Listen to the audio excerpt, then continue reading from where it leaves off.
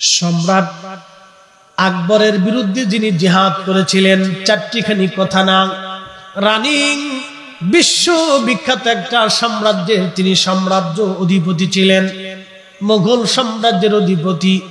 চারটিখানি কথা না, বিরাট ভারতবর্ষের যিনি বাদশা ছিলেন তার নাম সম্রাট আকবর। তার বিরুদ্ধে তিনি জিহাদ ঘোষণা দিয়েছিলেন, তার নাম মুজাদ্দিদ আল ফিসানি, আমাদের এই সিলসিলার ইমাম। খুব মনোযোগ দেন, মুজাদ্দিদ আল ফিসানি সিরহিন্দি রাহমাতুল্লাহ আলাইহি, ওনার সম্রাট আকবর যখন মারা গেল, তাও এমনি এমনি মারা যায় নাই, মুজাদ্দিদ আল ফিসানির কারামতে মারা গিয়েছিল। সম্রাট আকবর মসজিদ থেকে মুসল্লি তারাইয়া তার দ্বীন ইলাহির ঘরের মধ্যে সে নিয়ে গেল টাকা পয়সা দিয়ে। আল্লাহর ওলি মসজিদ থেকে বের হইয়া এক মুষ্টি মাটি হাতে করে নিয়ে সম্রাট আকবরের দ্বীন ইলাহির ঘরের দিকে নিক্ষেপ করলেন। সাথে সাথে আল্লাহর আকাশে টর্নেডো সৃষ্টি হয়ে গেল। বিরাট বড় টর্নেডো হয়ে যাবার কারণে সম্রাট আকবর চিন্তা করল বিপদ থেকে বাঁচতে হবে। সে তার খানকা থেকে দৌড় দিয়ে তার বেডরুমে যাইতেছিল। এমন সময় আল্লাহ বলেন, ও সম্রাট আকবর, আমি ফেরাউনের সুবাইয়া সুবাইয়া মারছি, নমরুদের 400 বছর ধরে জুতা দিয়ে আমি পিটাইছি, কত বাদশারে আমি আল্লাহ মুহূর্তের মধ্যে একবারে ক্ষমতা চুপ করে দিয়েছি। আমি আল্লাহর সাথে যারাই নাফরমানি করেছে, দুনিয়াতে যারা জুলুম করেছে, আমি আল্লাহ তাদের প্রত্যেকের ধ্বংস করে দিয়েছি। তুই আজকে নতুন ধর্ম বানাইছো, লা ইলাহা ইল্লাল্লাহ আকবারু খলিফাতুল্লাহ, একবার জোরে বলা যাবে কি নাউজুবিল্লাহ। তুই এই কালেমা বানাইছো, আমার নাম রাখছো, কিন্তু আমার আখিরি নবীর নাম রাখিস নাই। সম্রাট আকবর রে, আজকে তোরে আমি কায়দা মতো এই টর্নেডোর বাতাসের মধ্যে ফেলাইয়া আশ্রয় আশ্রয় পিটাই পিটাই মারবো। সম্রাট আকবরকে পিটে পিটে সেই দিন মারা হলো, তার মেরুদণ্ড ভেঙে গেল। 3 দিন পরে সম্রাট আকবর জাহান্নামে চলে গেল। সম্রাট আকবরের মরে যাওয়ার পরে তার ছেলের নাম জাহাঙ্গীর ক্ষমতায় আসলো, বিবির নাম নূরজাহান। একজন স্ত্রী পরে স্বামীর পরিবর্তন করে দিতে, স্ত্রী যদি খারাপ হয় তাহলে স্বামীও খারাপ হয়ে যায়। আমার দেশের নারীদের চাহিদার তো কোনো শেষ নাই। আলতা দাও, সোনু দাও, পাউডার, আলকাতরা, ঘোড়ার ডিম, আগর ডিম, বাগর ডিম, আর এরপরে মুখের মধ্যে মাখায় তারা পাউডার আর সোনু আর ওই যে আপনার কি বলে আড়া, এগুলি মাখাইয়া মেকআপ করে মানুষের সামনে আসে। এখন বুড়া বেডির বাউ বেশি, ঢাকা শহরে মাঝে মধ্যে দেখা যায় বুড়া বেডি মেকআপ করে ওই আপনার রাস্তা দিয়ে রিক্সায় চলে আড়ে। আর আমরা হাসি আর বোঝা যায় মহিলার চাইতে মেয়ের ভাও বিরাট বড় বেশি। তার মানে অবস্থা বিরাট বড় খারাপ। বগুড়ার মুসলমান খুব মনোযোগ দিয়ে কথাগুলি আর শুনে যাবেন বাজার। সম্রাট জাহাঙ্গীরের বিবির নাম ছিল নূরজাহান। নূরজাহান স্বামীরে তার ওই দাসীবাদী দিয়া তার আনন্দে মাতোয়ারায় রাখতো, আর গরুর গোশই মত দিয়া স্বামীরা আনন্দে মাতোয়ারা কইরা নিজে রাজ্য চালাইতো। মুজাদ্দিদ আল ফিসানি বললেন, না নূরজাহান, বাতিলের কাছে আমি কখনো মাথা নত করব না। সম্রাট জাহাঙ্গীর, তোমার কাছে মাথা নত করব না। সম্রাট জাহাঙ্গীর ওনাকে জেলখানার মধ্যে দিয়ে দিলেন। 40,000 গোয়ালিয়র জেলখানার মধ্যে 40,000 কয়েদি ছিল। আল্লাহর ওলি জেলখানার মধ্যে চলে গেলেন। আল্লাহর ওলি জেলখানায় যাওয়ার পরে ওই 40,000 কয়েদির মধ্যে হিন্দু অন্য ধর্মের যারা ছিল সবাই কালেমা পড়ে মুসলমান হয়ে গেল। আর চোর ডাকাতগুলি আল্লাহর ওলির সোহবতে বৈশা মানুষের মতো মানুষ হয়ে গেল। একবার জোরে বলা যাবে কি সুবহানাল্লাহ। সম্রাট আকবর জাহাঙ্গীর দৌড় দিয়ে জেলখানার সামনে যায়, বলো জেলার ব্যাপার কি? জেলখানার ভিতরে ওরা কারা আল্লাহ আল্লাহ জিকির করে, পুরা মসনদ কাঁপে। কারণ কি? জেলার ডাক দিয়ে বলল, হুজুর, এমন একজন মুসলমান ফকিরকে আপনি জেলখানায় ঢুকাইছেন, তার কাছে সব মুরিদ হয়ে গেছে, সব অমুসলিম কালেমা পড়ে মুসলমান হয়ে গেছে, চোর ডাকাত যা ছিল সব তওবা পড়ে ভালো হয়ে গেছে। 40,000 মুরিদ নিয়ে জেলখানার ভিতরে সে আল্লাহ আল্লাহ জিকির শুরু করে দিয়েছে। আল্লাহর জিকিরের এত বড় পাওয়ার, পুরা রাজ দরবার থরথর করে কাঁপতেছে। জেলখানার থেকে যদি বের না করেন, আপনার যুদ্ধ করা লাগবে না, পুরা রাজ দরবার ভেঙ্গে ভেঙ্গে খান খান হয়ে পড়ে যাবে। একবার চিৎকার মেরে বলেন আল্লাহু আকবার, চিৎকার মেরে বলেন পাওয়ার আছে। মহাবিপদ সামনে আসবে। কখন আসবে আমরা কেউ জানি না, তবে একটা কথা আজ আপনাদেরকে পরিসংখ্যান দিয়ে যাই। বিজ্ঞানীরা, ভূতত্ত্ববিদরা, বাংলাদেশের ভূতত্ত্ববিদ যারা, তারা জরিপ চালাচ্ছে। বাংলাদেশের প্লেটের মাটির নিচে যে প্লেট আছে, বাংলাদেশের মাটির নিচে যে প্লেট আছে, এটা ভূতত্ত্ববিদদের ভাষায় বলা হয় প্লেট। ওই প্লেটের উপরে মাটি, মাটির উপরে আমরা আছি। ওই প্লেটের নিচে বিরাট বড় বড় ফাটল। কেন ফাটল ধরলো? আজ থেকে 1000 বছর আগে এই বঙ্গেতে ভূমিকম্প হয়েছিল, তারও 600 বছর পরে আর একটা ভূমিকম্প হলো আজ থেকে 400 বছর আগে। ওই ভূমিকম্পের কারণে বর্তমানে কক্সবাজারের যে সেন্ট মার্টিন দ্বীপ আছে, এই দ্বীপটা ছিল সমুদ্রের 3 ফিট নিচে, কিন্তু ওই ভূমিকম্পের কারণে ওই দ্বীপটা 3 ফিট উপরে চলে আসছে। একবার জোরে বলা যাবে কি সুবহানাল্লাহ? বলেন এই ক্ষমতার মালিক একমাত্র কে? কোন সন্দেহ? ইদা জুলজিলাতিল আরদু জিলজালাহা,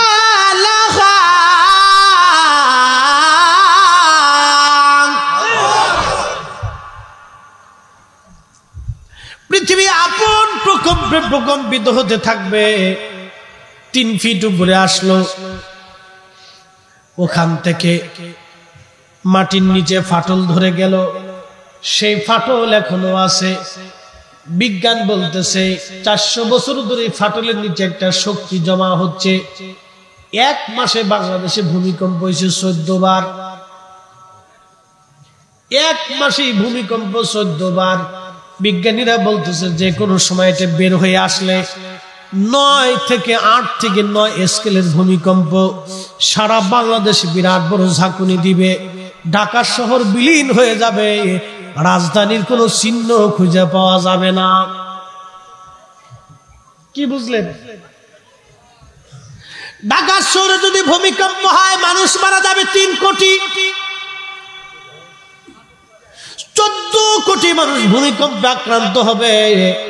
হাজার হাজার বাড়িঘর ভেঙে চলে যাবে। ভূমিকম্পের উৎপত্তি হবে সিলেট থেকে, কিন্তু সিলেটের ময়দানে মাটির মধ্যে যিনি ঘুমিয়ে আছেন তিনি হযরত শাহজালাল ইয়ামানি মুজাররিদি রাহমাতুল্লাহি আলাইহি। 400 বছর না, আজ 800 বছর ধরে মাটির নিচে ঘুমায় রয়েছে। ও নবীর উম্মত, খুব মনোযোগ দেন। ভূমিকম্প হয় হয় হয় না, হয় হয় হয় না, হয় হয় হয় না। কেন হয় না? এটা আল্লাহর ওলিদের বরকতের কারণে হয় না। কথা কোন ঠিক কিনা? মাগুরার মুসলমান হযরতে খাজা সরহিন্দি রাহমাতুল্লাহি আলাইহি সিংহের খাঁচার ভিতরে ঢুকিয়ে দেওয়া হলো। সম্রাট জাহাঙ্গীর প্রাসাদের চারপাশে মন্ত্রী পরিষদ নিয়ে দাঁড়ানো। দেখি মুসলমান ফকিরের আজ কি হালত হয়। আল্লাহর ওলি জেলখানা যখন সিংহের খাঁচার মধ্যে ঢুকে গেল, সিংহ আপনার বাড়ির কুকুর যেমন আপনি লালন করেন, খাওয়ান, বহুদিন পরে কুকুরের সামনে আপনি গেলে দেখবেন ওই কুকুর আপনার চারপাশে ঘুরে আর আপনাকে শুকে আল্লাহ বাকাইয়া মাথাটা ঘুরাইয়া ঘুরাইয়া আপনার সাথে কথা বলে আর বলে, মনিব কই গেছিলেন, বহুদিন আপনারে দেখি না। খুব মনোযোগ দিন। এই কুত্তার মতো সিংহটা আল্লাহর ওলির দেখা লাশটা বাকায়া মাথাটা নিচু করিয়া মুজাদ্দিদ আল ফিসানির কদমের মধ্যে সিংহটা পড়ে গেল। একবার চিৎকার মেরে জোরে বলেন আল্লাহু আকবার। খাবার আছে?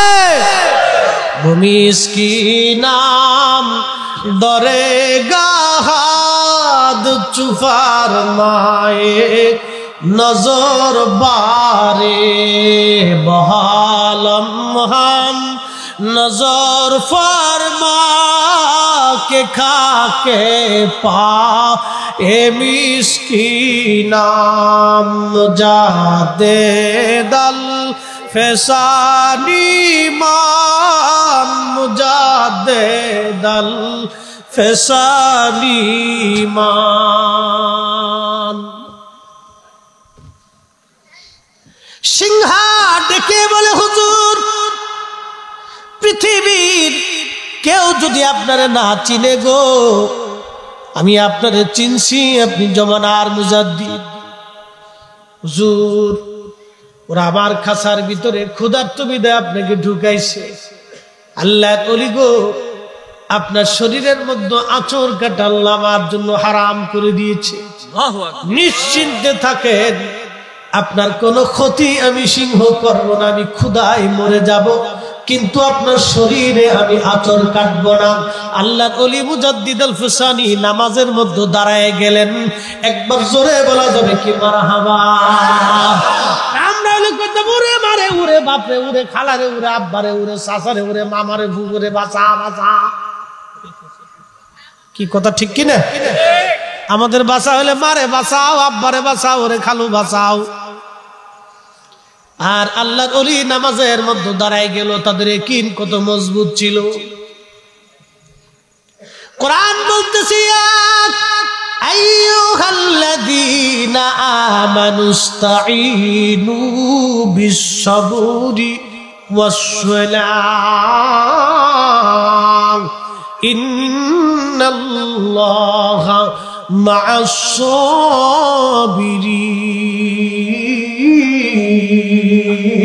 চিৎকার মেরে জোরে বলেন না মারহাবা। আল্লাহুম্মা সাল্লি আলা।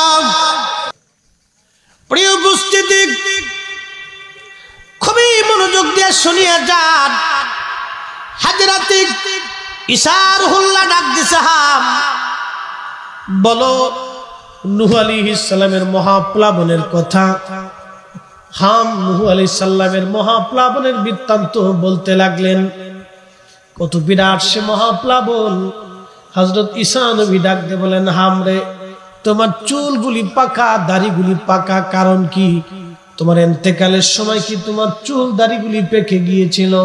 হযরত হাম ডাক দিয়ে বলেন, না ঈসা নবী, চুল দাড়িগুলি আমার ইন্তেকালের সময় পাকে নাই, কিন্তু আপনি যখন কুন বিজনিল্লাহ বলে আমাকে ডাক দিলেন, আমি ভাবছি কিয়ামতের মাঠ কায়েম হয়ে গেছে।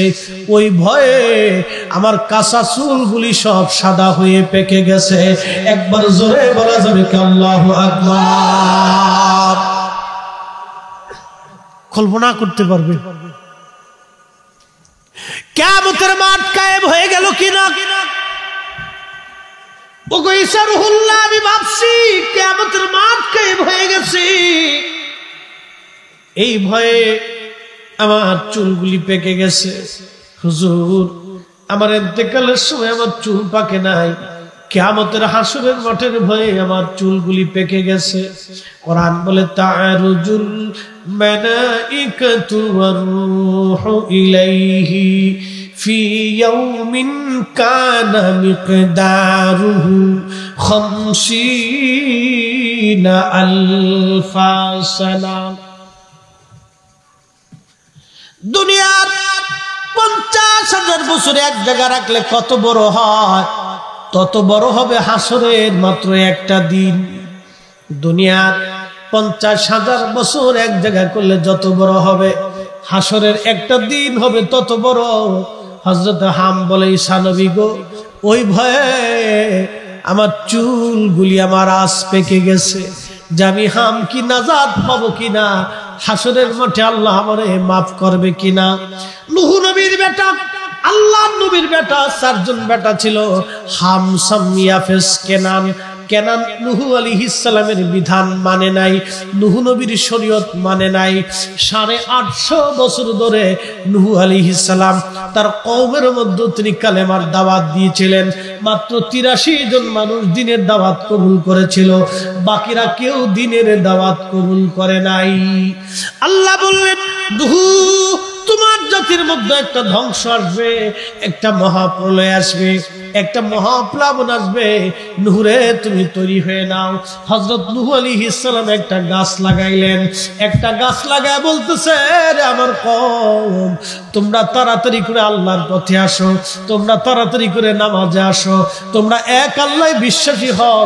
এই যে গাছ আমি লাগাইলাম, এই গাছটা বড় হবে, তক্তা বানাবো, আর আমি নৌকা বানাবো। একটা মহাপ্লাবন আসতেছে, তামাম পৃথিবী মহাপ্লাবনে ডুবাই দিবে, ধ্বংস করে দিবে।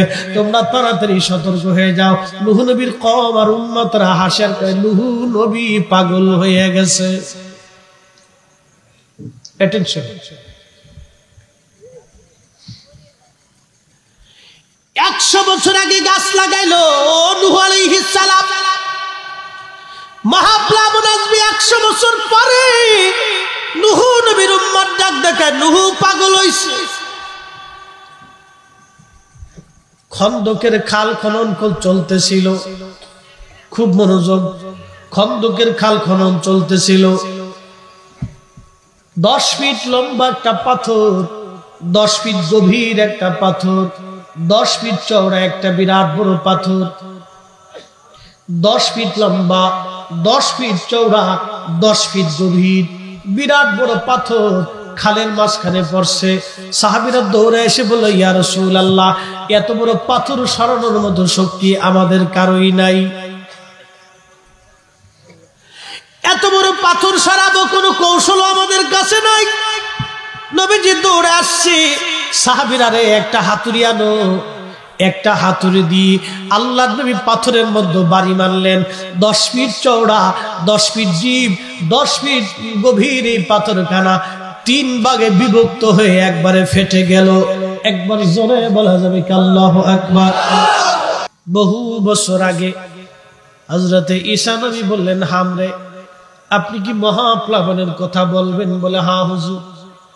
100 বছর আগে আব্বাজান গাছ লাগাইলেন, 100 বছর আগে গাছ লাগানো হলো।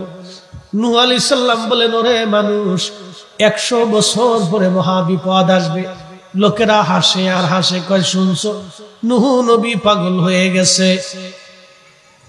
আল্লাহর নবী খন্দকের যুদ্ধের ময়দানে 10 ফিট চওড়া, 10 ফিট ডিপ, 10 ফিট গভীর, 10 ফিট দৈর্ঘ্য প্রস্থ দিয়ে বিরাট বড় পাথর ছোট্ট হাতুড়ি দিয়ে নবীজি আঘাত করলেন।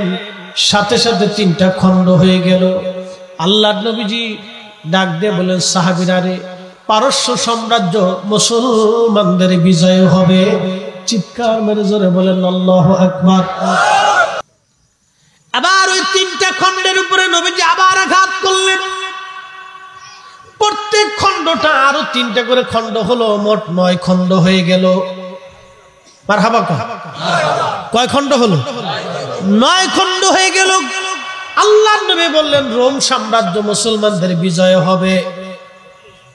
এই কথা শোনার পরে কাফের যারা ছিল, ইহুদি খ্রিস্টান যারা ছিল, তারা হাসে, কয় শুনছো, মুহাম্মদ মূর্খ, মুহাম্মদের উম্মত মূর্খ। যে নিজে মদিনা বাঁচাইতে পারে না, 10,000 3,000 সৈন্য যোগাইতে পারে না, সে বলে পারস্য সাম্রাজ্য বিজয় করবে। যারা আজকে 5,000 সৈন্য জোগাড় করতে পারে না, তারা বলে রোম সাম্রাজ্য বিজয় করবে। দেখ, মুহাম্মদ মূর্খ, মুহাম্মাদের উম্মত মূর্খ।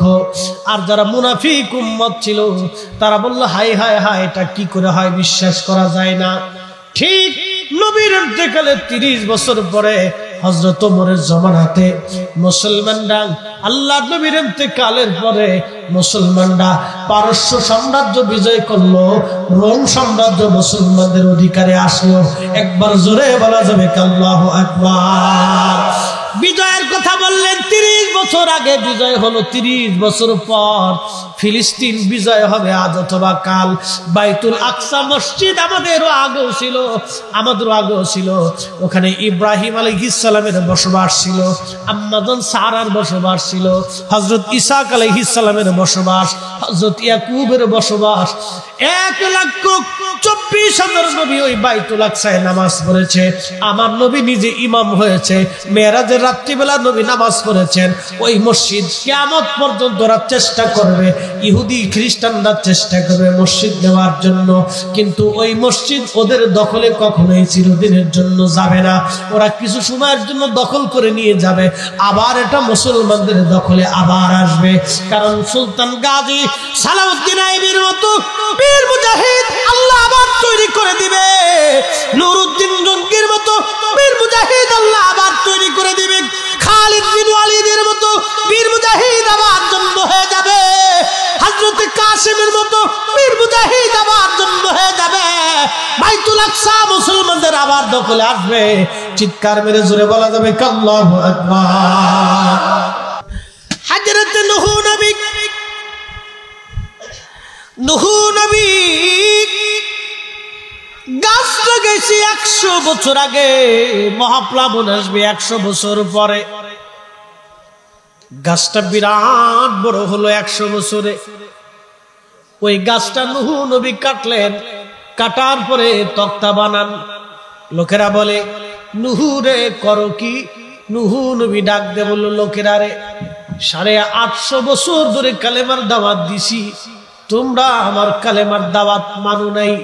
একটা মহাপ্লাবন আসবে, তামাম পৃথিবী এই মহাপ্লাবনে ডুবাই দিবে, তামাম পৃথিবী ধ্বংস করে দিবে রে। ও আমার উম্মতেরা, এখনো সময় আছে, তোমরা অতি দ্রুত গতিতে তওবা করে ভালো হয়ে যাও। নগরের মুসলমান, এখনো সময়, মরণ কিন্তু দরজায় কড়া নাড়তেছে, ভালো হয়ে যান, না হলে কবরে ফেরেশতারা কিন্তু আপনারে ভালো বানাইবে, তখন ভালো হয়ে কিন্তু কোনো লাভ হবে না। দুনিয়ার মুসলমান, ভালো হয়ে যান, ভালো হয়ে যান, ভালো হইতে পয়সা লাগে না রে, ভালো হইতে পয়সা লাগে না।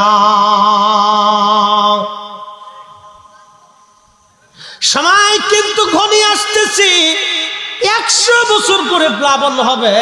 নূহ নবী বারবার সতর্ক করে, উম্মতরা হাসে, নূহ পাগল হয়ে গেছে। আহা, ও মাগুরার মুসলমান, মৃত্যু কখন আসবে আমাদের কারোই তো জানা নাই, কখন জানি মুহূর্তের ডাক আমাদের এসে যায়, সময় নাই রে, ভালো হয়ে যান, ভালো হইতে পয়সা লাগে না।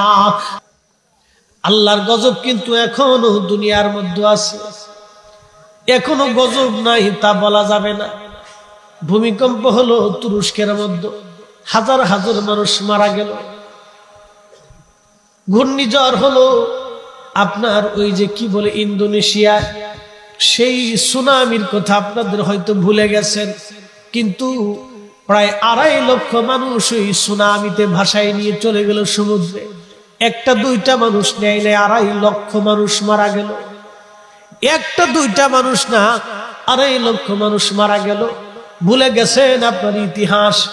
60 থেকে 70-এর দশকের মাঝামাঝি, 65 অথবা 66 অথবা 70, 78, 68 দশকে, ওই সময়ে ওই আপনার ভোলা অঞ্চলে বিরাট বড় তুফান হলো। 5 লক্ষ মানুষ আল্লাহ সমুদ্রের পানিতে ভাসায় নিয়ে চলে গেল। একসাথে বলা যাবে আল্লাহু আকবার। 91 বিরাট বড় তুফানে 1.5 লক্ষ মানুষ চট্টগ্রাম অঞ্চলে ভাসায় নিয়ে চলে গেল। বাজান রে, সমুদ্র অঞ্চলগুলিতে গেলে শোনা যায় সেই ট্র্যাজেডির কথাগুলি। এখন তো আধুনিকতার ছোঁয়া, লাখে লাখে মানুষ পানির তরে ভাসায় নিয়ে চলে গেল। আধুনিকতা যতই হোক না কেন, বিরাট বড় তুফান আসলে বাবা ভাসায় নিয়ে চলে যাবে, বিপদ এখনো আছে, তখনকার জমানায়ও ছিল। কে বলছে খোদার গজব দুনিয়াতে নাই? আছে। এই যে বাইতুল আকসা আর ফিলিস্তিন, বিরাট বড় যুদ্ধ। কোরআন বলতেছে মিল্লাতা আবিকুম ইব্রাহিম হুয়া সাম্মাকুমুল মুসলিমিন। আল্লাহর কোরআন বলে তোমাদের মিল্লাতের বাবা তিনি ইব্রাহিম আলাইহিস সালাম। একবার জোরে বলা যাবে কি মারহাবা? মুসলিম মিল্লাতের বাবার নাম কি? জোরে কর, জোরে।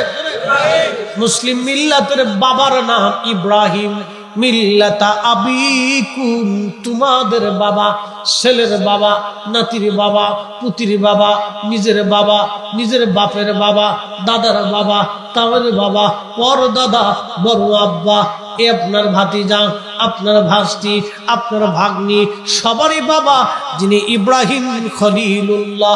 তিনার দুইটা সন্তান ছিল, একটা সন্তানের নাম হযরত ইসমাইল আলাইহিস সালাম। ইসমাইলের বংশধারা অনুযায়ী আমাদের আখিরি নবীকে আল্লাহ দুনিয়াতে পাঠাইলেন। এই বংশে মাত্র একজন নবীকে আল্লাহ দুনিয়াতে পাঠাইলেন। আর হযরত সারার গর্ভে 90 বছর বয়সে আল্লাহ একটা সন্তান দিলেন, তার নাম হযরত ইসহাক আলাইহিস সালাম। ওই বংশের ভিতরে আল্লাহ পাক 70,000 নবী দিলেন। কিন্তু 70,000কে যদি এক পাল্লায় দেন, আর আমাদের নবীকে যদি আর এক পাল্লায় দেন, 100 লক্ষ নবীকে যদি এক পাল্লায় দেন, আর আমাদের নবীকে যদি আর এক পাল্লায় দেন, तमाम সৃষ্টির জিন আর মানব আর ফেরেশতা সমস্ত মাখলুকের আল্লাহর সৃষ্টিগুলি যদি এক পাল্লায় দেন, আর আমাদের নবীকে যদি আর এক পাল্লায় দেন, আমাদের নবীর ওজনের সমান হবে না। কথা কোন ঠিক কিনা? আল্লাহ ডাক দিয়ে বলে, হাবিবুল্লাহ বানাইছি। হাবিবুল্লাহ কি? এখন আপনাদেরকে বুঝাই। ইব্রাহিম আলাইহিস সালামের একটা লকবের নাম হলো খলিলুল্লাহ। খলিলুল্লাহ মানে আল্লাহর বন্ধু। কার বন্ধু বাজান? খলিলুল্লাহ মানে আল্লাহর বন্ধু। খুব মনোযোগ দেন। খলিলুল্লাহ মানে আল্লাহর বন্ধু, হাবিবুল্লাহ মানে আল্লাহর বন্ধু। হাবিবুল্লাহ খলিলুল্লাহর মধ্যে তফাৎ কি? আমি লিখি নাই, আজ থেকে 900 বছর আগে ইমাম কাজী আয়াজ আল মালিকি, ওনার একটা কিতাব আছে কিতাবুশ শিফা। এই মিসকিনের ঘরে এই কিতাবখানা আছে, 900 বছর আগের লেখা। এই কিতাবের মধ্যে ইমাম কাজী আয়াজ আল মালিকি রাহিমাহুল্লাহ তিনি লিখতেছেন, খলিলুল্লাহ আল্লাহর বন্ধু, হাবিবুল্লাহ আল্লাহর বন্ধু। খলিলুল্লাহ আল্লাহর বন্ধু কেন হলো? কেন তিনি আল্লাহর বন্ধু? আল্লাহ বলেন, ও ইব্রাহিম যাও, আগুনের মধ্যে ফেলে দেয়া হলো। ইব্রাহিম আল্লাহকে খুশি করার জন্য আগুনেই পড়ে গেলেন। কিন্তু আমার আল্লাহ আগুনকে বলে দেন, ইয়া নারু কুনি বারদাও ওয়া সালামান আলা ইব্রাহিম। ইব্রাহিমকে বলেন, ইব্রাহিম তোমার সন্তান তুমি কুরবানি করো। ইব্রাহিম চলে গেলেন সেই বর্তমান বাক্কা, বর্তমান মক্কা, আগে নাম ছিল বাক্কা। এই নগরীতে যাইয়া ইসমাইলকে ডাক দিয়ে বলল, ইসমাইল রে, আমি স্বপ্ন দেখছি, ইন্নী আরা ফিল মানামি আন্নী আযবাহু, আমি স্বপ্ন দেখলাম তোমার আমি জবাই করতেছি। ওরে ইসমাইল তুমি কি বলো, তোমার মতামত কি? ফানজুর মাযা তারা, বলো রে বেটা তোমার সিদ্ধান্ত কি? বেটা ডাক দিয়ে বলল, ইনশাআল্লাহু মিনাস সাবিরিন। আব্বা জান আপনি আমাকে সবরকারীদের মধ্যে পেয়ে যাবেন। একবার জোরে কন্যা মারহাবা। এখান থেকে শিখার আছে। আমার ওয়াজ হচ্ছে, আমি যাহা বলি পাঠ পাঠ করে শিখানোর জন্য। ওয়াজ তো কোনো বিনোদন না। কিয়ামতের মাঠে আল্লাহ ডাক দিয়ে মাওলানা ফরিদ সাহেব, তোমার দেশ বিদেশের মোরগ মুরগি পাবলিকে খাওয়াইছিল, হিসাব দিয়ে উপায় কি বলেন তো? আসার সময় তো দেশাল মুরগির গোশতটা খুব ভালো করে আমার রান্ধে খাওয়াইছে। মহিলারা খুব যত্ন করে রাঁধছে যে হুজুর খাইব। হুজুরের খাওয়ানোর লেগে বিরাট বড় ফিরাই করিয়া একবারে পরিষ্কার পরিচ্ছন্ন করে খুব কষ্ট করে রান্না করছে।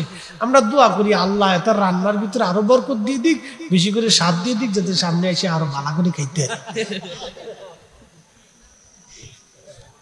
খুব মনোযোগ দেন। মা বোনেরা এই দিক দিয়ে আবার খুব ফাস্ট। রান্না বান্না করা কিন্তু বিরাট কষ্ট। আপনি যাই মনে করেন না কেন, জীবনে রান্না খাইছেন কিনা জানি না, মাদ্রাসাতে একটি রান্না খাইছি, ও তো জানি কি কষ্ট। কষ্ট ওরে বাপ, এরা বিরাট কষ্ট করে। খালি যাই খালি ভালো খান দাও, শিক্ষিত দিয়ে না। আল্লাহ রসুলের চরিত্র ছিল, আম্মাজান আয়েশা যখন রাঁধতেন তখন আল্লাহর নবীজি রান্নায় সাহায্য করতেন, রুটি বানাই।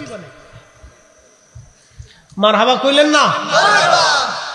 নবীজি যুদ্ধ করেছেন, যুদ্ধের নেতৃত্ব দিয়েছেন, খেজুরের বাগান করেছেন, উট দুম্বা চড়াইছেন, সালিশ করছেন, মীমাংসা করছেন, উম্মতকে শিখাইছেন, কুরআন নাজিল হইছে।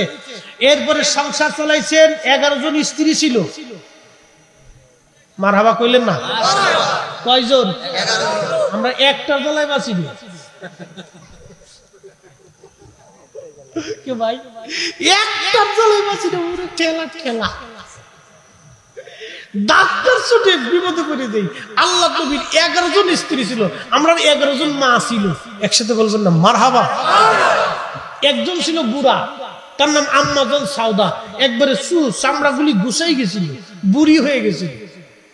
নাস্তিকরা বলে মুহাম্মদ অধিক বিয়ে করছিল কাম পিপাসা নিবারণ করার জন্য, আর আল্লাহর নবী 40 বছর বয়সের এক নারী আম্মা জান তাহারা তাইয়্যিবা খাদিজাকে বিয়ে করেছিলেন 25 বছর বয়সে। ওই নাস্তিকের বাচ্চারা যারা বলে রাসূলের চরিত্রের ভিতরে গন্ডগোল ছিল, আমরা মনে করি ওদের জন্ম আতারে পাতারে ঝরে জঙ্গলে হোটেলে মোটেলে অবৈধভাবে শিয়াল কুত্তার মতোই হয়েছে। কথা কোন ঠিক না বেঠে? সন্দেহ? জোরে বলেন সন্দেহ নাই।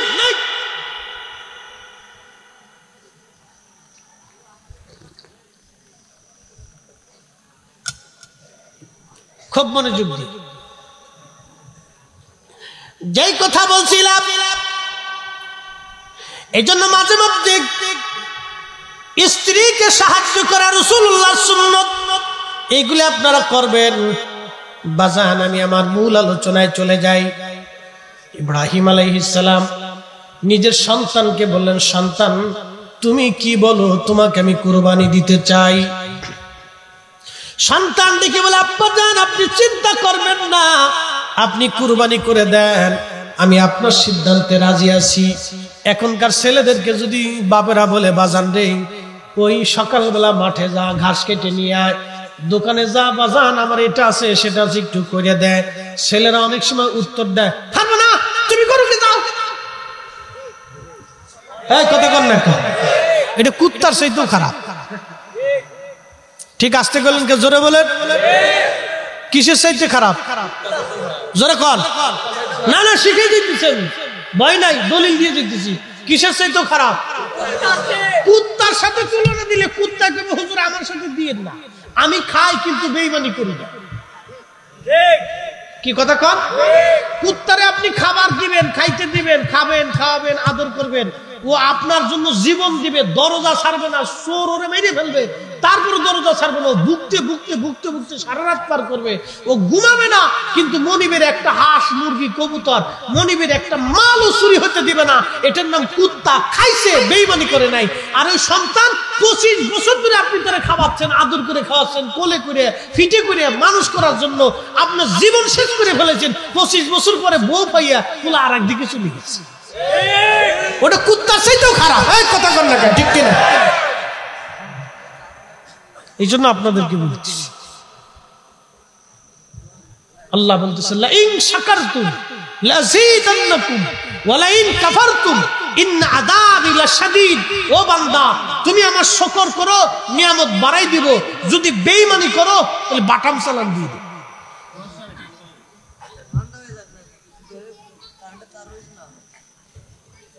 প্রিয় মুসলমান, খুবই মনোযোগ দিয়ে কথাগুলো শুনে যান। হযরত ইসমাঈল বাবাকে ডাক দিয়ে বলতেছে, আব্বা জান আপনার যা পছন্দ হয় আপনি করেন, আমি ইনশাআল্লাহু মিনাস সাবিরিন, আপনি আমাকে সবরকারীদের মধ্যে পেয়ে যাবেন।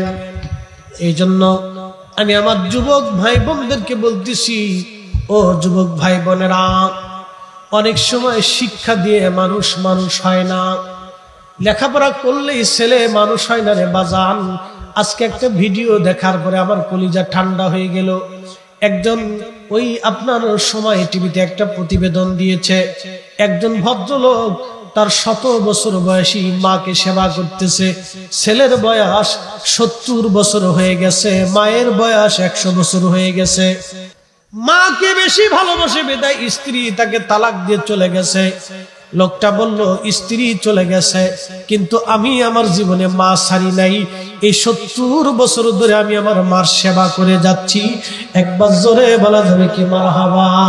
70 বছর ধরে ভদ্রলোক মার সেবা করে যাচ্ছে, লেখাপড়া নাই, শিক্ষা দীক্ষা নাই, কিন্তু মারে সেবা করতেছে।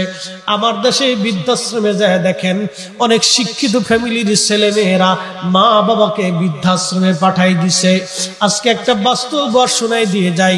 এই কয়েক বছর আগে হাজিরা হজ করার জন্য গেছে, এক কাফেলার মাধ্যমে মুআল্লিম হজে নিয়ে যাচ্ছিলেন। প্রায় 100খানিক হাজি তার মুআল্লিম সেই ব্যক্তির আন্ডারে ছিল। উনি বলতেছেন, আমরা সবাইকে হজে নিয়ে গেলাম। আমরা জিদ্দা বন্দর নামার পরে আমি হোটেলে তাদেরকে নিয়ে গেলাম। সবাই হজ করতে নিয়ে গেল, তাদের ভিতরে 2 ভাই একসাথে নিয়েছিলাম। সবাই ভালো, কিন্তু ওই 2 ভাই হোটেলে যাওয়ার পরে অন্ধ হয়ে গেল। 2 ভাই একসাথে অন্ধ হয়ে গেল। 2 ভাই একসাথে অন্ধ হয়ে যাওয়ার পরে ওই লোকেরা কান্নাকাটি শুরু করে দিল। ব্যাপার কি? সবাই বলো আমরা অন্ধ হয়ে গেলাম।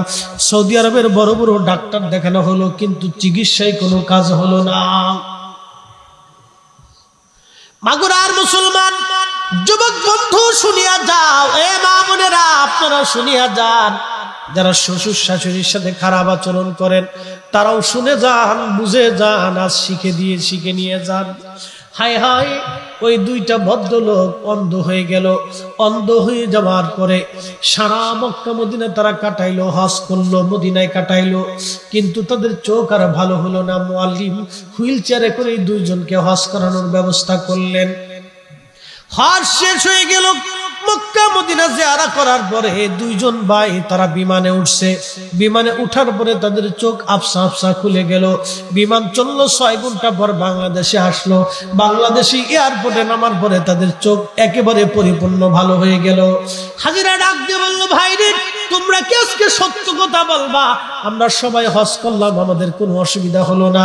তোমরা 2 ভাই একসাথে অন্ধ হইলা, মক্কা মদিনা দেখতে পারলা না, কিন্তু বাংলাদেশে আসার পরে তোমাদের চোখ ভালো হয়ে গেল। ওরে বন্ধু, তোমরা বলবা তোমাদের জীবনের ঘটনাটা কি?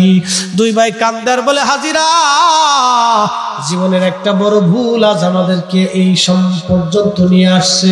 আমাদের টাকার অভাব নাই, বাড়ি গাড়ির অভাব নাই, ঘরের মধ্যে খাবারের অভাব ছিল না, কিন্তু আমরা 2 ভাই আমাদের বাবা আমাকে বৃদ্ধাশ্রমে রাখছিলাম। ওই বৃদ্ধাশ্রমে থাকার কারণে আজকে ক্ষুধার ঘরে গেলাম, কিন্তু আল্লাহ মক্কা মদিনা দেখাইলো না। তার মানে বোঝা গেল ওরা যতই হজ করুক আল্লাহর দরবারে হজ কবুল হয় নাই। কি কথা কর না গে, ঠিক কিনা? সবাই বুঝি কিন্তু মানি না, সবাই জানি কিন্তু বুঝি না, সবাই বুঝি কিন্তু হৃদয় অঙ্গন করি না। قل إن الموت الذي تفرون منه فإنه ملاقيكم।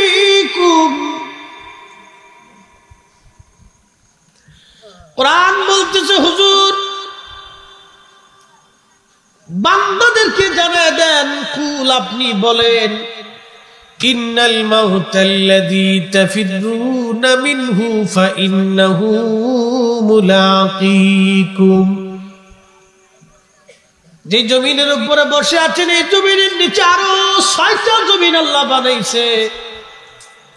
এই জমিনেও যেমন সৃষ্টি আছে, সেই জমিনেও সৃষ্টি আছে। কোরআন বলতেছে, হুজুর আপনি বলেন, সৃষ্টির যেখানেই পালাক না কেন, যত দূরেই যাক না কেন, মরণ তার সাথে মোলাকাত করবে। মরণ থেকে পালানোর কোনো রাস্তা নাই, মরণ থেকে পালানোর মতো কোনো রাস্তা নাই। যেখানেই থাকুক মরণ তার সঙ্গে দেখা দিবি। এই মরণের যন্ত্রণা এত বড় ভয়াবহ। হযরতে ঈসা নবীর উম্মত ঈসা নবীকে ডাক দিয়ে বলল, হুজুর আপনি তো কুম বিসমিল্লাহ বলে মরাকে জিন্দা করে দেন। একটু সুবহানাল্লাহ বলা যাবে একসাথে? হযরত নূহ আলাইহিস সালামের বেটা হাম ইন্তেকাল করেছে। আদম সফিউল্লাহর 3 পুরুষ পরে নূহ নবীর সন্তান হাম। হযরত আদম নবীর 60 হাত লম্বা ছিল, নূহ নবী মিনিমাম হলো 55 হাত, তার ছেলে মিনিমাম হলো 52 হাত হবে। একসাথে বলবেন সুবহানাল্লাহ। মাত্র 3.5 হাত আমরা, তার জন্য এত বড় বিরাট অহংকার। আর 52 হাত হলে কি হইতো? হাত মিনিমাম হলো 52 হাত। নূহ আলাইহিস সালাম মিনিমাম হলো 55 হাত। আদম নবী ছিলেন 60 হাত। একসাথে জোরে বলা যাবে কি সুবহানাল্লাহ। এত বড় লম্বা আদম একটা খাতার জন্য 350 বছর ধরে চোখের পানি ফালায় ফালায় চোখের গোশত গুলি পচে গিয়েছিল। আর আমরা খাইতে বেলায় আল্লাহর সাথে নাফরমানি করি, খাইলাম বিসমিল্লাহ মনে নাই। মাগুরার মুসলমান খুব মনোযোগ দিয়ে কথাগুলি শুনে যান। ঈসা নবীর উম্মতেরা বলল, ওগো ঈসা আলাইহিস সালাম, আপনি তো মরাকে আল্লাহর হুকুমে জিন্দা করে দেন। তো নূহ আলাইহিস সালামের ছেলের নাম ছিল হাম, আপনি হামকে জিন্দা করে দেন। আমরা নূহ নবীর মহাপ্লাবন সম্পর্কে জানতে চাই। হযরতে ঈসা রূহুল্লাহ একটা বিরাট বড় টিলার কাছে গেলেন। টিলার মতো তার একটা কবর ছিল, অর্থাৎ টিলাটা একটা ছোটখাটো পাহাড়ের মতো তার কবর। চিন্তা করেন মানুষটা কত বড়, কবরটা তার কত বড় হবে। আল্লাহর নবী ওইখানে যাইয়া হযরত হামের কবরের পাশে দাঁড়াইয়া ডাক দিলেন, কুম বিসমিল্লাহ, হাম উঠে আসেন। হযরত হাম কবর থেকে জিন্দা হয়ে উঠে দাঁড়াইলেন। বিরাট বড় লম্বা, বিরাট বড় জোয়ান মধ্যে একজন আল্লাহর বান্দা। একবার চিৎকার মেরে জোরে বলা যাবে আল্লাহু আকবার। আল্লাহ রাব্বুল আলামিন বলতেছেন, হেবার বান্দা শোনো, আমি রব্বুল আলামিন তুখরিজুল হাইয়া মিনাল মাইয়িতি ওয়া তুখরিজুল মাইয়িতা মিনাল হাই। জিন্দা থেকে মুর্দা বের করি, মুর্দা থেকে আমি মালিক জিন্দা বের করি। একবার জোরে বলা যাবে সুবহানাল্লাহ। বলেন হায়াতের মালিককে। আগামী মুহূর্তটা কি আসবে আপনি জানি, কেউ বলতে পারবো না। কিন্তু তারপরও আমরা 20 তলা বাড়ি বানানোর জন্য পরিকল্পনা করি। কি কথা কন না কেন? এটার নাম হলো আশা, এটার নাম আশা আকাঙ্ক্ষা। আশায় আশায় দিন চলে গেল, আশা পূরণ হলো না। জীবনের সব আশা পূরণ হয় না। বাজানে আশা যদি না দিত মানুষ, তাহলে মারা যাইতো। আশায় আশায় আমার আল্লাহ মানুষকে বাঁচায় রাখে। জিন্দা থেকে মুর্দা যিনি করেন, মুর্দা থেকে জিন্দা যিনি করেন, তিনি আল্লাহ। 1 সেকেন্ড দুনিয়াতে বাঁচবেন কোনো গ্যারান্টি নেই। কোরআন বলে, ওয়ামান তাদরি নাফসুম বিআইয়ি আরদিন তামুত। বান্দা কোন জায়গা, কোন হালতে, কোন অবস্থায় মারা যাবে আল্লাহ ছাড়া কেউ জানে না। চিৎকার মেরে জোরে বলেন আল্লাহু আকবার। নবীর উম্মত খুবই মনোযোগ দিয়ে শুনিয়া যান। ইব্রাহিম খলিলুল্লাহ, আল্লাহর বন্ধু, তিনি খোদার বন্ধু। খোদা যা বলে ইব্রাহিম তাই করে। আর হাবিবুল্লাহ কি? হাবিবুল্লাহ মানে আল্লাহর বন্ধু। হাবিবুল্লাহর অর্থ ইমাম কাজী আয়াজ 900 বছর আগে কিতাবুশ শিফার মধ্যে লিখতেছেন, হাবিবুল্লাহ হলো আমার নবী যা বলতেন আমার আল্লাহ তাই করতেন। সুবহানাল্লাহ। হয় না? আরো জোরে বলেন সুবহানাল্লাহ। আল্লাহ ইব্রাহিমকে যা বলতেন ইব্রাহিম তাই করতেন। এজন্য ইব্রাহিম খলিলুল্লাহ। আর আমাদের নবী হাবিবুল্লাহ। আমাদের নবী আল্লাহকে যা বলে আল্লাহ তাই দেয়। চিৎকার মেরে জোরে বলেন আল্লাহু আকবার। আমরা সেই নবীর উম্মত, 70 গুণ মর্যাদা আমাদের বেশি।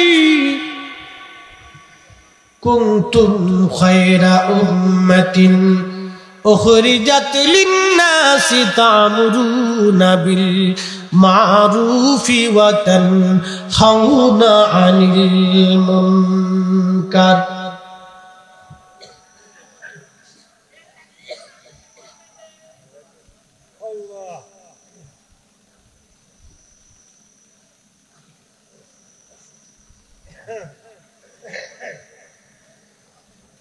আচ্ছা, আমাদের একজন বক্তা তিনি বলেছেন যে হুজুর কেবলা নাকি বলেছেন যে তোমরা যারা আমার কাছে আসো, কথাবার্তা শুনো, আমার তালিম তরবিয়ত মতো চলো, তাদের কবর চিন্তা করা লাগবে না, কবরেও চিন্তা করা লাগবে না, মুনকার নেকির ফেরেশতা কবরে প্রবেশ করবে না।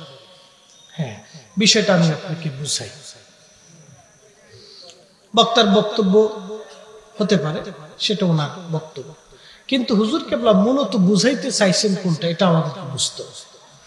হুজুর বুঝাইতে চাইছেন বাবা, কেউ যদি তরিকতের তালিম তরবিয়ত ঠিক মতো গ্রহণ করিয়া আমল করিয়া কবরে চলে যায়, তাহলে তার কবরে চিন্তা করার তো কোনো কারণ নাই।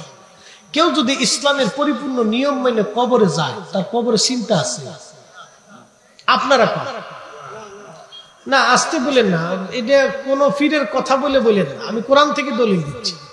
কোন চিন্তা আছে? নাই কেন? আল্লাহ কোরআন বলতেছে, আলা ইন্না আউলিয়া আল্লাহি লা খাউফুন আলাইহিম ওয়া লা হুম ইয়াহজানুন।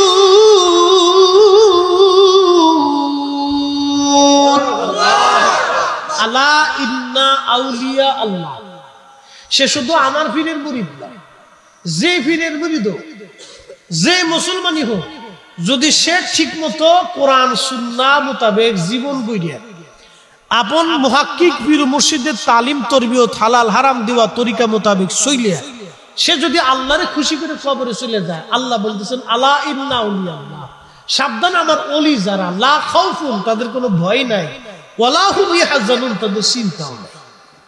সুবহানাল্লাহ। আর জোরে কার মুনকার নেকির কবরে আসবে, ভয় আছে? আসতে বলেন, জোরে বলেন, ভয় আছে? চিন্তা আছে? নাই। আল্লাহ আরো বলতেছে, আল্লাযীনা আমানু ওয়া কানু ইয়াত্তাকুনা লাহুমুল বুশরা ফিল হায়াতিদ দুনিয়া ওয়া ফিল আখিরাহ। আল্লাযীনা আমানু, যারা ঈমান আনছে, ওয়া কানু ইয়াত্তাকুন, এবং মুত্তাকি হয়ে যারা কবরে গেছে, আল্লাহ ওয়ালা হয়ে যারা কবরে গেছে, লাহুমুল বুশরা, দুনিয়াতেও তাদের সুসংবাদ, লাহুমুল বুশরা ফিদ দুনিয়া ওয়া ফিল আখিরা, দুনিয়াতেও সুসংবাদ, কবরেতেও তাদের জন্য সুসংবাদ, আখিরাতেও তাদের জন্য সুসংবাদ। একবার জোরে কন্যা মারহাবা। আমি বলছি না আল্লাহ, আমি না আল্লাহ, আল্লাহ নিজে বলছে, এদের কোনো চিন্তা নেই। কবরে মুনকার নেকির আসবে, প্রশ্ন হবে, কিন্তু এই আমাদের প্রশ্নের মতো, ভাই কেমন আছেন? ভালো আছি। খাইছেন? খাইছি। ঘুমাইছিলেন? ঘুমাইছি। শেষ। প্রশ্ন কয়টা? ভাই কেমন আছেন? ভালো আছি। খাইছেন? খাইছি। ঘুমাইছিলেন? ঘুমাইছি। মারহাবা কা। এই প্রশ্নের উত্তরটা যেমন সহজ, মুনকার নেকির এসে মার রাব্বুকা, রাব্বি আল্লাহ, ওমা দীনুকা আল ইসলাম, মা কুনতা তাকুলু ফি হাক্ক হাদা রাজুল, হাদা রাজুল নবিয়ুনা মুহাম্মদুর রাসূলুল্লাহ সাল্লাল্লাহু আলাইহি ওয়াসাল্লাম। একসাথে বলবেন না মারহাবা? উত্তর কি কঠিন না সহজ? যদি আমল করে যান তাহলে সহজ, না করলে কঠিন। একবারে সহজ। কোরআন বলতেছে, যাও হয়তো ওনার বোঝানোটা ওইভাবে হয় নাই, এটা মিডিয়াতে আসছে, আমি শুনছি, হয়তো ওনার সেইভাবে উনি এটাকে উপস্থাপন ডাইরেক্ট করতে পারেন, হতে পারে। কিন্তু আমি আপনাদেরকে আজকে কোরআন দিয়ে একবার আল্লাহর পবিত্র কালাম দিয়ে আপনাদেরকে বুঝাইলাম যে কেউ যদি আল্লাহ তাকওয়া নিয়ে কবরে চলে যায়, কবরে তার কোনো চিন্তার কারণ, একবারে সহজ। কবরটা তার জন্য সহজ। কেমন সহজ? সে কবরে যাবে, ফেরেশতা এসে বলবে কেন নাওমাতিল আরস, তুমি দুলহানির মতো ঘুমায় থাকো, তোমার কোনো চিন্তা নাই। রাসূল করিম বলেছেন আল কবরু রাউযাতুম মিন রিয়াজিল জান্নাহ, কারো কবরটাকে আল্লাহ জান্নাতের বাগান বানায় দেন। সুবহানাল্লাহ। বুঝতে হবে, আউলিয়া কেরামের কিছু কথা থাকে দূরদর্শী কথা, কথা থেকে ছোট কিন্তু ব্যাখ্যা থেকে অনেক বড়। এই জন্য কিছু কথা নিয়ে বিতর্ক না করে বুঝার চেষ্টা করতে হবে। ওনাদের কথা থেকে ছোট কিন্তু দূরদর্শিতা অনেক বড়। তো যাই হোক, এই বিষয়টা কোনো বিতর্ক না, এটা একটু সামথিং বুঝার ভুল, হয়তো বলার ভুল, অথবা আমাদের বুঝতে এরকম হতে পারে। তো যাই হোক, আল্লাহ আমাদের প্রত্যেকের কবুল করুক, সকলে বলেন আমিন। কবরে যাওয়া লাগবে কিনা? লাগবে, অবশ্যই কবরেই যাইতে হবে। কবর যেহেতু যাইতেই হবে, অতএব আমাকে পূর্ব প্রস্তুতি নিয়ে কবরে যাওয়াটা বুদ্ধিমানের কাজ। হাম সাম ইয়াফিসের কথা বলছি, কেনান তো মহাপ্লাবনে ডুবে মরে গেল। হাম ইন্তেকাল করেছে হাজার হাজার হাজার হাজার বছর পরে। ঈসা আলাইহিস সালাম ডাক দিয়ে বলেন, হাম কুম বিইজনিল্লাহ, আল্লাহর হুকুমে তুমি আবার জিন্দা হয়ে যাও। হাম জিন্দা হয়ে কাঁপতেছে। ঈসা আলাইহিস সালাম বলেন, তুমি কাঁপো কেন? তুমি চুলগুলি পেকে গেছে কেন? হাম বলে, হুজুর আমি ভয় পাচ্ছি যে কিয়ামতের মাঠ কি হয়ে গেল কিনা, আমি ভয়ে আমার চুলগুলি আজ সাদা হয়ে গেছে, পেকে গেছে। তো মাঠটা তো অনেক ভয়াবহ হবে। নবী আলাইহিস সালামদের সন্তানরা যদি ভয়ে বিহ্বল হয়ে যায়, তাহলে আমাদের কি উপায় হবে? মোহতারাম উপস্থিতি, এই জন্য আমাদের প্রত্যেকের, আপনি যার কাছে মুরিদ হন, যে তরিকাতে যান, না সুরসিনা, না ফুরপুরা, না জোনপুর, না আটটুসি, না মানিকগঞ্জ, আপনি যে দরবার শিল্পী যান, মোহতারাম উপস্থিতি, আপনাকে তরিকতের সবক অনুযায়ী আমল করাটা হলো বুদ্ধিমানের কাজ। কথা ঠিক কিনা? আপনি একটা ক্লাসে ভর্তি হয়েছে, ক্লাসের বই দিছে, বই যদি না পড়ে আপনি বালিশের নিচে নিয়ে ঘুমাই থাকেন, কাজ হবে? আপনাকে পড়তে হবে। আপনার একটা তরিকতের ক্লাসে ভর্তি হয়েছে, এখানে কিছু হুজুর কেবলা আপনাদেরকে সবক দিছে, কিছু পাঠ্যপুস্তক দিছে, এটা আপনাদেরকে রেগুলার কমপ্লিট করে দিতে হবে। যদি দিতে পারেন তাহলে কাজ হবে। আমি আমার হুজুর কেবলার জীবনের মুরিদের একটা গল্প শোনাইয়া মাহফিলটা শেষ করে দিব না? কষ্ট হবে আপনাদের? তাহলে একসাথে জোরে বলি তো আল্লাহু আকবার। কালকে আমার জুমা আছে ঢাকাতে। আমার তো অনেক বড় মসজিদ, 4-5 হাজার মুসল্লি প্রত্যেক জুমাতে হয়, হাউজিং মসজিদ। তো খুব মনোযোগ দেন। আমি হুজুরের জীবনের একটা ছোট্ট ঘটনা শুনি। আমার দেশের বাড়ি কিন্তু ফরিদপুরের কানাই। এই আমাদের কানাইপুরের পাশে একটা ইউনিয়ন আছে কৃষ্টপুর। এই এলাকায় একজন ভদ্রলোক, তিনি ডাক্তার মোহন বয়াতি, আল্লাহ ওনাকে জান্নাতের আলা মাকাম দান করুন।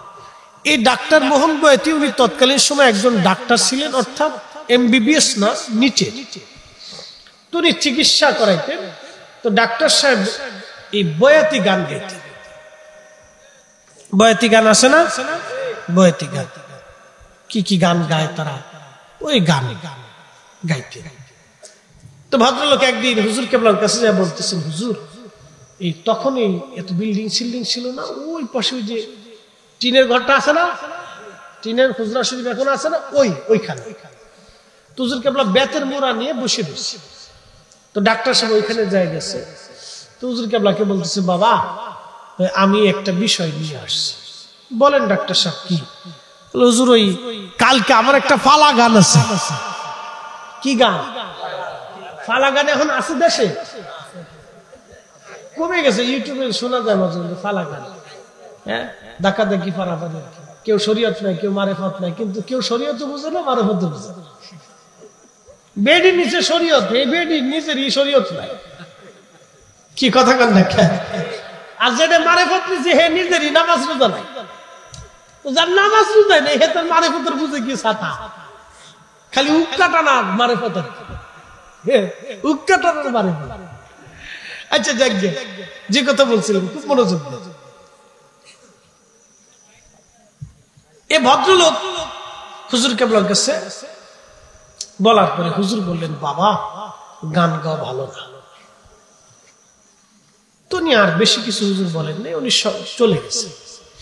পরের দিন যাইয়া এই গানের ফ্যান্ডেল উঠিয়ে শাড়িন দিয়ে একটা লইয়া, মোটামুটি শাড়িন দিয়ে খুব টানতেছে। তো গান গাইতে যায়, কিন্তু গান আর ওনার জবান দিয়ে আসে না। একসাথে বলবেন না মারহাবা? চেষ্টা বহু করলেন, কিন্তু গান গাইতে পারলেন না। ওনার স্মৃতিতে একটা গানও আর নাই, সব গান ডিলিট হয়ে গেছে। ডাক্তার মোহন বয়াতি বহুক্ষণ চেষ্টা করলেন, কিন্তু তিনি কোনো গান গাইতে পারলেন না। গান যখন পারলেন না, পরের দিন মন বেজার করে দরবার শরীফ আসছেন। হুজুর কেবলার সামনে বসে আছেন।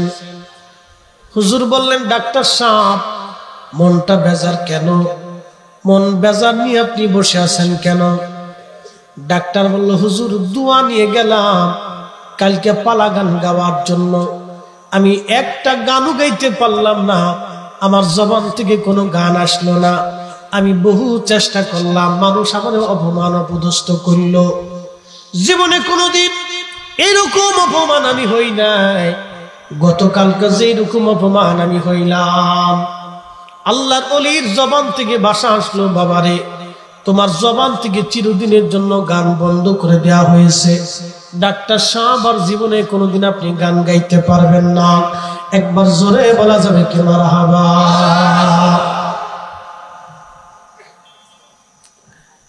ডাক্তার বলতেছে, হুজুর আমি যদি গান গাইতে না পারি তো আমি করব কি? আমার তো পেশা গান গাওয়া। ডাক্তার সাহেবকে হুজুর কেবলা বললেন, বাবা আজকে থেকে আর গান গাবেন না, আজকে থেকে মাহফিল করবেন, ওয়াজ করবেন, জিকির করাবেন, ফাতিহা শরীফ বাতাবেন, তরিকতের তালিম তরবিয়ত বাবা এগুলি দিতে থাকবেন। ডাক্তার সাহেব বলল, হুজুর এইগুলি তো আমি আর পারি না।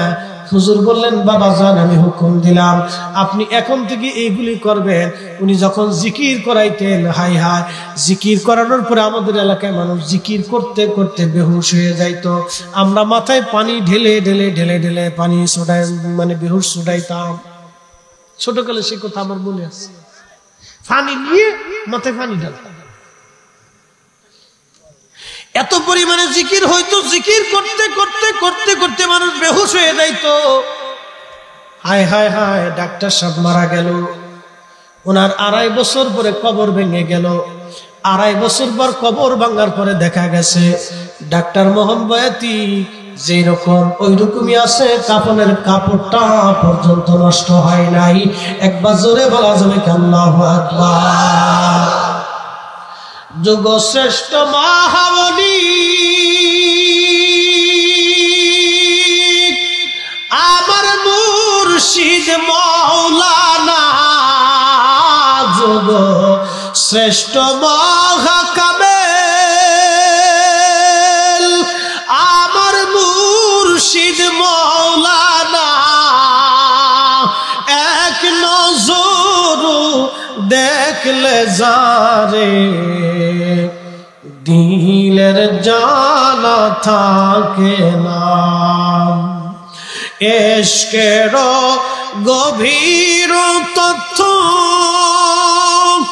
যদি জানিতে চাও, কামেলের পদতলে নেশার হইয়া যাও।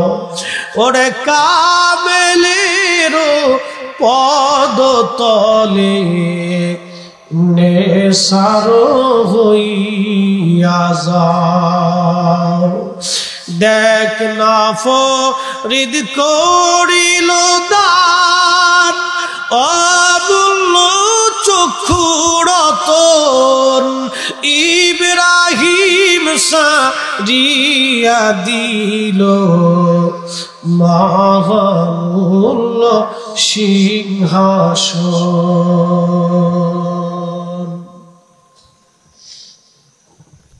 আমার হুজুরের জীবনের একটা বাস্তব কথা আমার এলাকায় শোনা, একবারে বিশুদ্ধ, লাশ নাই, হাজার হাজার বড় সাক্ষী যারা দেখেছে তারা এখনো জীবিত আছে। মোহতারাম উপস্থিতি, এজন্য আপনাদেরকে বলি, যদি আমরা মুরিদের মতো হতে পারি তো কবর, দেহ, মাটি আমাদেরকে পচাবে না। কথা বলে ঠিক কিনা? আল্লাহ আমাদের প্রত্যেকের কবুল করুন, বলে না আমিন।